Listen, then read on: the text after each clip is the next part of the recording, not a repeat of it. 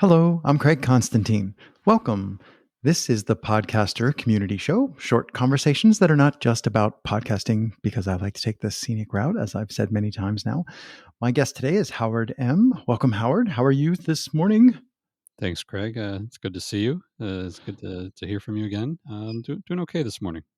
Terrific. Yeah, I was just thinking, last time you are one of the few podcasters that I know who I have actually seen in real life.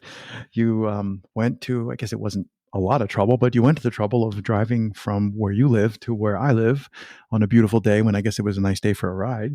And we had lunch at my favorite little cafe. I was like, this is awesome. More of this, please. Um, Today, and it was a delightful surprise to see you appear in my calendar. I think the thing that I want to ask about or start with today has to do with a great phrase from that I heard from your most recent episode about like one at a time. So one day at a time. If you're moving, move one box at a time. Unpack one box at a time. Like simple. One start with a step. There's a great, I think it's a Chinese proverb or from Lao Tzu about if there's some place you need to be, you need to start walking. It's a great proverb. Yep. And I want to ask, it's been November, December, January, February, March, April, May, June, July, like 6 months between episodes, if I remember correctly, if I'm getting it right. What made you feel like, now is the time to put out this most recent episode? Like, what made you feel like the work that you knew you would have to get through? What made you feel like that work was, yeah, no, I'm actually going to do this. This is worth it. I want to put this episode out now. Well, I should probably provide a little background in the sense, when I'm looking for a guest, my curation is pretty specific, of who the people I want on my show and the audience, what I want them, want to provide to them. And so, uh, as you know, and I'll mention the show is called Seasons of Sobriety. And so the main crux of it is to talk to people who have, long-term sobriety, probably, 10 years or more, and kind of tease out like how are things, still progressing along, because drinking has stopped and, well, we actually have a living problem. So to find someone, with 30 or 40 years, it's not quite like a unicorn, but it's not easy. They're not everywhere, and so I wanted to find somebody with a lot of time. So it takes a little time to find that, especially with meetings being still a little restricted. People not getting there in person. And so, because the interview was a little while back, I want to say maybe in April. And then shortly after I was looking at it to do the editing, I realized that I had recorded I have a little device that records both channels, both the guest and then the host. And I realized I wasn't recorded. I muted myself somehow, and I realized, oh, this is going to be awful to post produce. Okay. So I just, I teach high school. So I was like, okay, just wait till the summer. And so that kind of what happens, like when I have time, because when I do the editing, and there's people listening that have done this, I am a 100% amateur at this. Okay. Um, and I have some friends in the sound business, some are professional musicians. One guy started his own company called Sound Designs, which people probably have used their high-end equipment, and so he has lent me some equipment and helped me with sound and whatever. And the reason I'm bringing them up is because the guy from Sound Designs, who has worked with Shure microphones, Sennheiser, I mean all these people, right? Right. We all like, what microphone should I get? And of course he's like, you're an amateur. What difference does it make? Don't spend a lot of money, but don't get the cheapest thing out there. But he said when he listened to my podcast, he loved the content, and which wasn't for him. He wasn't my audience. He said, "Oh, this doesn't necessarily apply to just people who quit drinking. This applies to everybody." I said, "Oh, thank you." And I said, "Well, how about the audio? How about the product?" He said, you this is a fantastic audio presentation for an amateur." I said, "Got it." He says, if you do this professionally, I would say, yeah, you got to work on some things, but you don't. So when he said, and from a guy who I really, respect, and he's in the industry, I was like, so anyway, kind of getting back to the production piece, and I did agonize over this episode as I was producing it. And then, you know, it, it's just put it out there because, the point of my podcast is somebody should get some help. Somebody should get, identify with a story in some way that helps them to say, wow, that happened to me too. Or, wow, Mm. I didn't know you could recover from this. I thought you just had to live with this level of misery for the rest of your life and just not drink over it. So it really is just one of those things where someone's going to get some help. Just put it out there.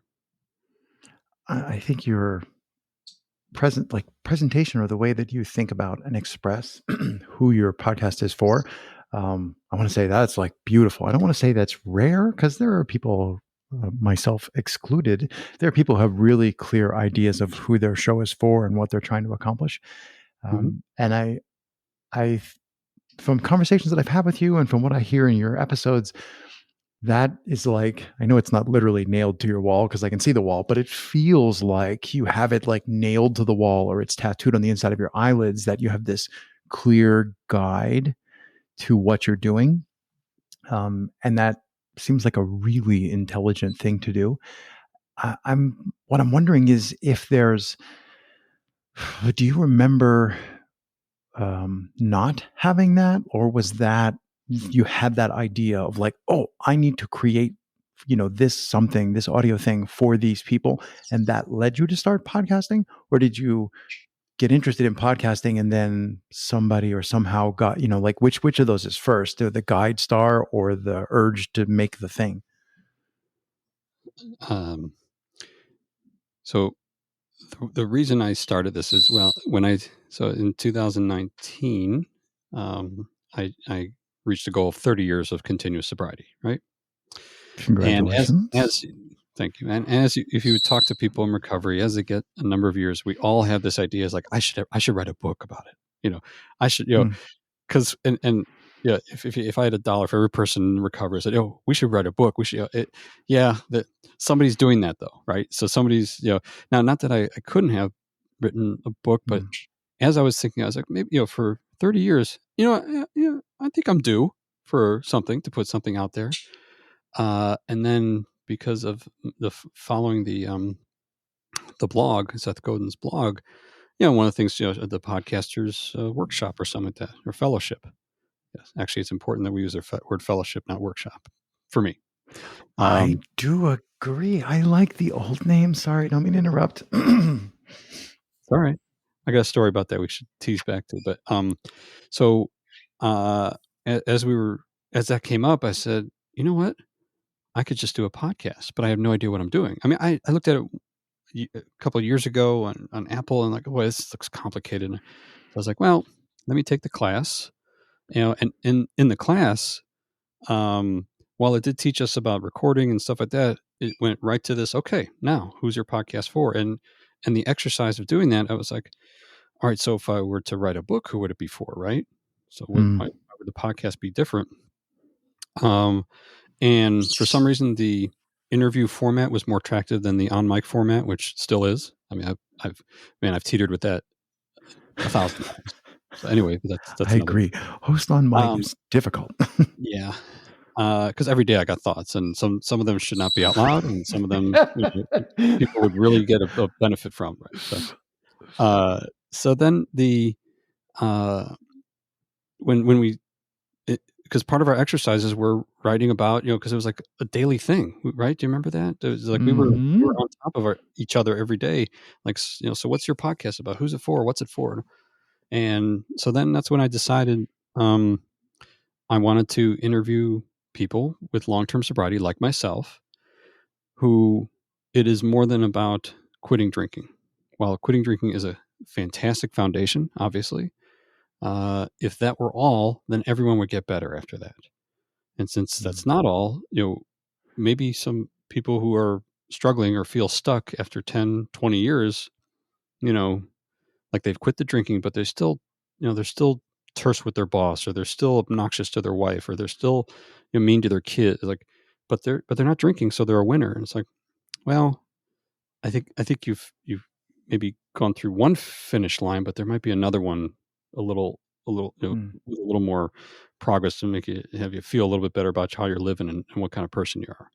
So with that in mind, I just, then I started to, as we were going to meetings, as I was going to meetings, find people, and that's like, and then 2020 hit when meetings were now on Zoom and everything.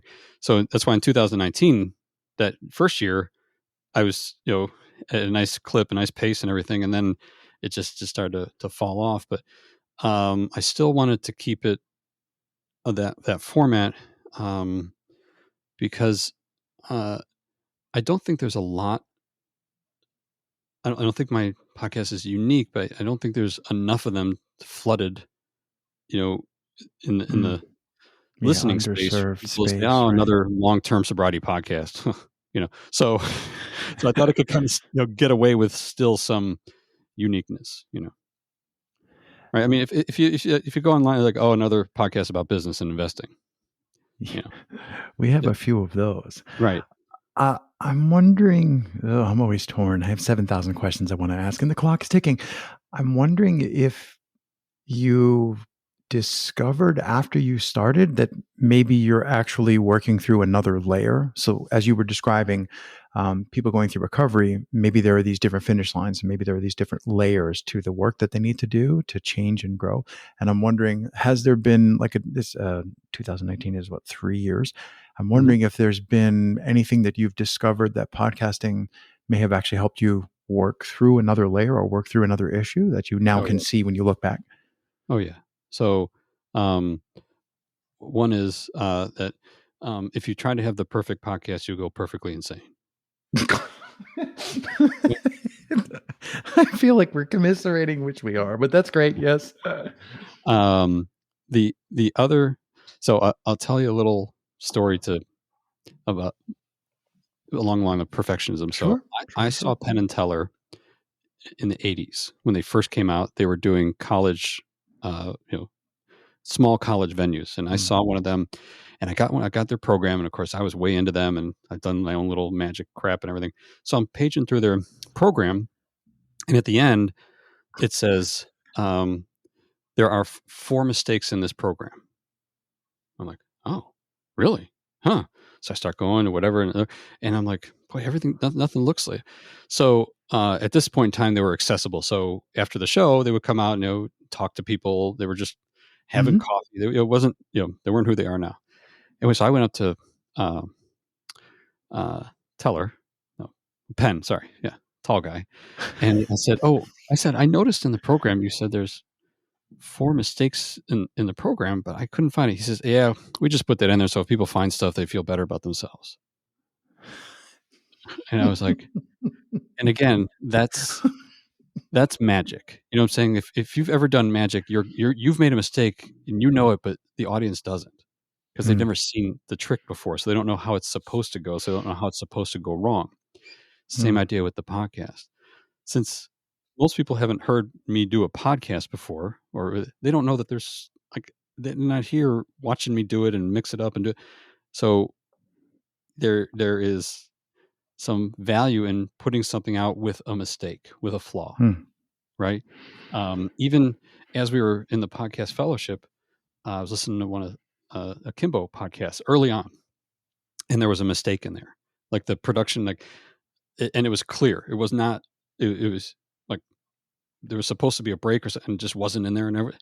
And I'm like, so even Seth Godin, who is a Even the professional, course material, he right?